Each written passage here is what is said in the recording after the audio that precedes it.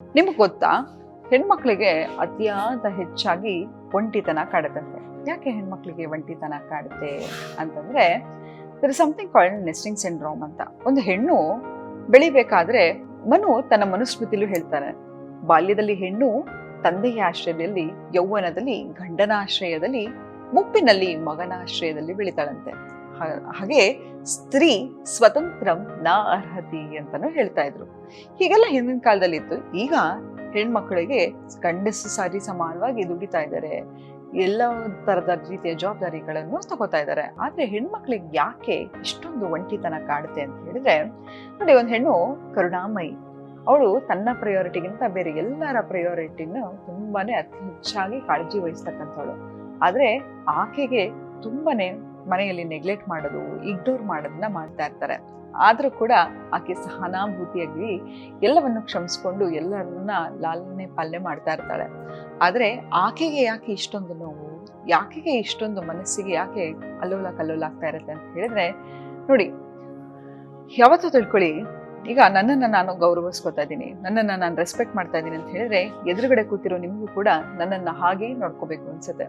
ಆದ್ರೆ ನಾವು ಮದ್ವೆ ಆದ ತಕ್ಷಣ ಏನ್ ಮಾಡ್ತೀವಿ, ನಮ್ಮ ಎಲ್ಲ ಸುಖ ಸಂತೋಷವನ್ನ ನಮ್ಮ ಗಂಡನ ಕೈಲಿ, ಮಕ್ಳ ಕೈಲಿ ಕೊಟ್ಬಿಟ್ಟು ನಮ್ಮನ್ನ ನಾವು ಮರ್ತ್ಕೊಂಡ್ಬಿಡ್ತೀವಿ. ಹಾಗೆ ನನ್ನ ಗಂಡನಿಗೆ ಅವನ ಫ್ರೆಂಡ್ಸ್ ಇಂಪಾರ್ಟೆಂಟ್ ಆಗ್ತಾರೆ, ಅವನ ತಂದೆ ತಾಯಿ ಇಂಪಾರ್ಟೆಂಟ್ ಆಗ್ತಾರೆ. ನನ್ನ ಮಕ್ಕಳಿಗೆ ಬೆಳೀತಾ ಬೆಳೀತಾ ಅಮ್ಮ ಬೇಕಿತ್ತು, ಬೆಳೆದಾದ್ಮೇಲೆ ಅವ್ರ ಫ್ರೆಂಡ್ಸು, ಅವ್ರ ಸರ್ಕಲ್ಲು, ಅವ್ರ ಸೋಷಿಯಲ್ ಸರ್ಕಲ್ಲು ಎಲ್ಲವೂ ಇಂಪಾರ್ಟೆಂಟ್ ಆಗ್ಬಿಡುತ್ತೆ. ಆದ್ರೆ ನಾನು ನನ್ನ ಫ್ರೆಂಡ್ಸ್ ಎಲ್ಲ ಕರೆದಾಗ ಆಚೆ ಹೋಗದೆ, ಯಾರೋ ಏನೋ ಒಂದು ಇಂಪಾರ್ಟೆಂಟ್ ಇದ್ರು ಕೂಡ ನನ್ನನ್ನು ನಾನು ಇಂಪಾರ್ಟೆನ್ಸ್ ಕೊಟ್ಕೊಳ್ಳದೆ, ನನ್ನ ಮನೆಯವರು, ನನ್ನ ಗಂಡ, ನನ್ನ ಮಕ್ಕಳು ಅಂತ ಎಲ್ಲವನ್ನೂ ಮಾಡ್ತಿದ್ದ ನನಗೆ ಒಂಟಿತನ ಕಾಡೋದು ತುಂಬಾ ಆಬ್ವಿಯಸ್ ಸೈನ್ ಅಲ್ವಾ? ಹಾಗಿದ್ಮೇಲೆ ನನ್ನನ್ನು ನಾನು ಹೇಗೆ ಪ್ರಯಾರಿಟಿ ಮಾಡ್ಕೊಳ್ಳೋದು? ಹಾಗಂತ ನನ್ನ ಫ್ಯಾಮಿಲಿನೂ ನಾನು ಮರಿಬಾರ್ದು. ಹೀಗೆಲ್ಲ ಇರ್ಬೇಕಾದ್ರೆ ಫಸ್ಟ್ ಒಂದು ತಿಳ್ಕೊಳ್ರಿ, ಯಾವತ್ತೇ ತಿಳ್ಕೊಳ್ಳಿ, ಒಂದು ಎಂಟಿ ಗ್ಲಾಸಿಂದ ಬೇರೆ ಗ್ಲಾಸಿಗೆ ನೀರು ಹಾಕ್ಲಿಕ್ಕೆ ಸಾಧ್ಯನಾ? ಹಾಗಿದ್ಮೇಲೆ ನೀವು ಯಾಕೆ ಆ ಕೆಲಸವನ್ನ ಮಾಡ್ತಾ ಇರ್ತೀರಾ? ನೋಡಿ, ಇಡೀ ದಿನ ಬೇರೆಯವ್ರ ಬಗ್ಗೆ ಯೋಚನೆ ಮಾಡ್ತಾ ಇರ್ತೀರಾ. At end of the day ನೀವು ತುಂಬಾ ಟಯರ್ಡ್ ಆಗ್ಬಿಟ್ಟಿರ್ತೀರಾ. ನಮಗೆ ಗೊತ್ತಿಲ್ಲದ ಹಾಗೆ ನಮ್ಮ ಗಂಡನೋ ಮಕ್ಕಳು ಏನೋ ಒಂದು ಮಾತಾಡ್ಸಿದಾಗ್ಲೂ ಕೂಡ ಸಿಡ್ಕಕ್ಕೆ ಶುರು ಮಾಡ್ಬಿಡ್ತೀವಿ. ಅವ್ರಿಗೆ ಅಪ್ಪ ಅಮ್ಮ ಹತ್ರ ಹೋದ್ರೆ ಸಿಡುಕ್ತಾಳಪ್ಪ, ನನ್ನ ಹೆಂಡತಿ ಹತ್ರ ಹೋದ್ರೆ ಅಪ್ಪ ಬಹಳ ಸಿಡ್ಕಿ, ಅವಳ ಹತ್ರ ಏನಾದ್ರು ಮಾತಾಡ್ಬೇಕು ಅಂದ್ರೆ ಭಯ ಆಗುತ್ತೆ ಅನ್ಸುತ್ತೆ. ಆದ್ರೆ ಏನಾಗುತ್ತೆ ಅಂತ, ಈ ಇರಿಟೇಷನ್ ಯಾಕಪ್ಪ ಆಗುತ್ತೆ ಅಂತ ಹೇಳಿದ್ರೆ, ಇಡೀ ದಿನ ನೀವು ನಿಮಗೋಸ್ಕರ ಟೈಮ್ ಕೊಟ್ಕೊಂಡಿರಲ್ಲ, ನಿಮಗೋಸ್ಕರ ಯಾವುದೇ ರೀತಿಯ ಕಾಳಜಿ ಆಗಿರ್ಬೋದು, ಆಸಕ್ತಿನ ಕೊಟ್ಕೊಂಡಿರಲ್ಲ.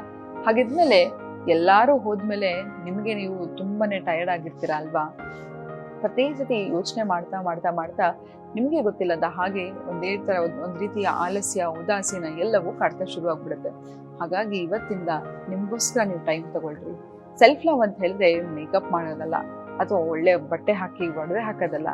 ನಿಮ್ಗೆ ಚಿಕ್ಕ ಇರ್ತಕ್ಕಂತಹ ಆಸೆ ಆಗಿರ್ಬೋದು, ನಿಮ್ಗೋಸ್ಕರ 1 hour ವರ್ಕೌಟ್ ಮಾಡೋದಾಗಿರ್ಬೋದು, ನಿಮ್ಗೆ ಇಷ್ಟವಾಗಿರ್ತಕ್ಕಂಥ ಆಹಾರ ತಿನ್ನೋದಾಗಿರ್ಬೋದು, ವಾರಕ್ಕೊಂದು ದಿನ ಆದ್ರೂ ನಿಮ್ಮ ಫ್ರೆಂಡ್ಸನ್ನ ಮೀಟ್ ಮಾಡೋದಾಗಿರ್ಬೋದು, ಒಂದು ಗ್ರೂಪ್ ಕ್ಲಾಸಸ್ಗೆ ಹೋಗೋದಾಗಿರ್ಬೋದು, ನಿಮ್ಗಾಗಿ ನೀವು ಸಮಯ ತಗೊಳ್ಳೋದು ನಿಜವಾದ ಸೆಲ್ಫ್ ಲವ್ ಕಣ್ರಿ. ನಿಮ್ಮನ್ನ ನೀವು ರೆಸ್ಪೆಕ್ಟ್ ಮಾಡ್ಕೊಂಡ್ರೆ ಎಲ್ರೂ ನಿಮ್ಮನ್ನ ರೆಸ್ಪೆಕ್ಟ್ ಮಾಡ್ತಾರೆ. ಮನೇಲಿದ್ದಾಗ್ಲೂ ಕೂಡ ಒಳ್ಳೆ ಬಟ್ಟೆಯನ್ನ ಹಾಕಿ ನೋಡಿ. ಯಾವತ್ತೂ ತಿಳ್ಕೊಳ್ಳಿ, ನಾಳೆ ಅನ್ನೋದನ್ನ ನೀವು ನೋಡಿದೀರಾ? ಹಂಗಿದ್ಮೇಲೆ ನಾಳೆಗೋಸ್ಕರ ಯಾವ್ದಾದ್ರು ಒಂದು ಫಂಕ್ಷನ್ ಬಂದ್ರೆ ಬಟ್ಟೆ ಹಾಕ್ತೀನಿ ಅನ್ಕೋತೀರಾ. ಆ ಫಂಕ್ಷನ್ ಬಂದಾಗ ಅಯ್ಯೋ ಬಟ್ಟೆ ಕಬೋರ್ಡ್ ತೆಗ್ದಾಗ ಅದ್ರ ಬಟ್ಟೆನೇ ಇಲ್ಲ ಅಂತ ಕಂಪ್ಲೇಂಟ್ ಮಾಡ್ತೀರಾ. ಹಾಗೆ ಅದ್ಯಾವುದು ನಾಳೆ ಅನ್ನೋದು ಖಂಡಿತ ಸುಳ್ಳು. ನಾಳೆ ಅನ್ನೋದನ್ನ ಯಾರೂ ನೋಡಿಲ್ಲ. ಹಾಗಾಗಿ ಇವತ್ತಿಂದ ನಿಮ್ಗೋಸ್ಕರ ನೀವು ಬದುಕಕ್ಕೆ ಶುರು ಮಾಡಿ. ನಿಮ್ಮನ್ನ ನೀವು ಒಂದು ಸಣ್ಣ ಮಗು ತರ ಕಾಳಜಿಯನ್ನು ತಗೊಳ್ಳಿ. ನೋಡಿ, ಇದನ್ನ ಬೇಕಾದ್ರೆ 21 days ಮಾಡಿ. ತದನಂತರ ನಿಮ್ಮ ಮನೇಲಿ ಎಲ್ಲರೂ ನಿಮ್ಮನ್ನ ತುಂಬಾ ಪ್ರೀತಿ ಮಾಡ್ತಾರೆ.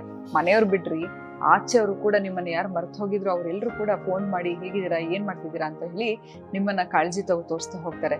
ಈ ಒಂದು ಸಣ್ಣ ಚೇಂಜಸ್ ನಿಮ್ಮ ಲೈಫಲ್ಲಿ ಒಂದು ದೊಡ್ಡ ಇಂಪ್ಯಾಕ್ಟ್ ಮಾಡುತ್ತೆ ಅಂತ ಹೇಳ್ತಾ ಇವತ್ತಿನ ಸಂಚಿಕೆಯನ್ನ ನಾನು ಮುಕ್ತಾಯಗೊಳಿಸ್ತಿದ್ದೀನಿ. ಧನ್ಯವಾದಗಳು.